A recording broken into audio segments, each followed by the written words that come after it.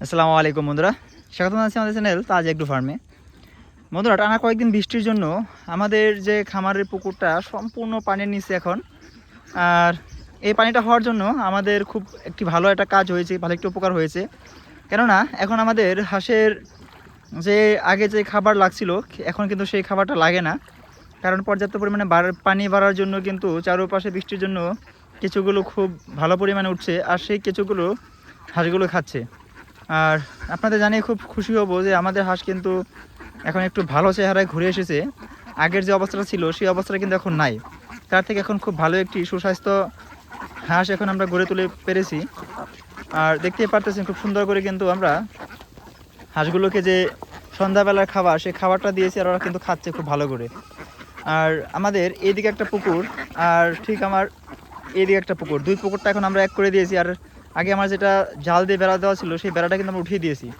এখন হাঁসগুলো পুরো পুরো পরিপূর্ণভাবে কিন্তু দুইও পুকুরে যেতে পারে অনায়াসে, এবং খুব সুন্দর করে শামুক, কেঁচু, ছোটোমাটো পোকা এসব কিন্তু খুব আরামে অনায়াসে খেতে পারে।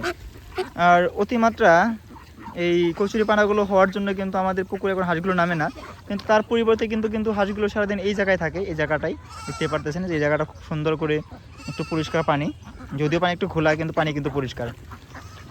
আর সবথেকে বড় কথা হলো যে আমরা খুব সম্ভবত খুব দ্রুত একটি ভালো ফল এই হাঁস থেকে আশা করি, আর ইনশাআল্লাহ হবেও। কারণ এখন হাঁসের যে অবস্থাটা খুব একটা উন্নত অবস্থা, এখন কিন্তু হাঁসগুলো খুব ভালোভাবে সুস্বাস্থ্য, কোনো ব্যামার ট্যামার নাই এখন। জানি না আল্লাহ কত দূর আমাদেরকে এগিয়ে নিয়ে যাবে, কিন্তু আপনারা দোয়া করবেন আমাদের জন্য, যাতে আমাদের এই হাঁসগুলোকে নিয়ে আমরা যে স্বপ্নটা দেখেছি স্বপ্নটা যেন আমরা পূরণ করতে পারি। আর আমরা এবার যদি আমাদের এই খামারে একটু ভালো রেজাল্ট পাই, তাহলে আমরা এই হাঁসের সঙ্গে সঙ্গে কিছু মুরগি এবং কিছু গরু খামারে উঠাবো। আর আপনারা আমাদের জন্য দোয়া করবেন যাতে আমরা আমাদের স্বপ্নের দিকে এগিয়ে যেতে পারি।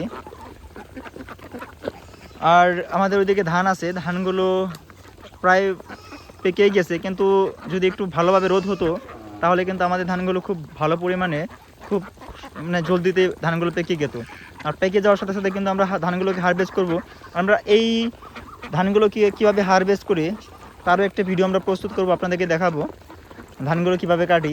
আমার তো মনে হচ্ছে যে যেভাবে প্রতিদিন বৃষ্টি হচ্ছে, সেই বৃষ্টিতে যেভাবে পানিগুলো বাড়ছে, সেই বৃষ্টির পানিতে কিন্তু আমাদের ধানগুলো কিন্তু তলিয়ে যাবে। আর ধানগুলো যদি তলিয়ে যায় যদি পানিতে, তাহলে কিন্তু আমাদের খুব একটি প্রবলেম, একটা বড় একটা সমস্যা দেখা দেবে। তো বন্ধুরা, আজকে ভিডিও আমি খুব লম্বা করছি না, আমি এখানে শেষ করছি। দেখা হচ্ছে পরে কোনো ভিডিওতে। যতক্ষণ ভালো থাকুন, সুস্থ থাকুন, খোদা হাফিজ।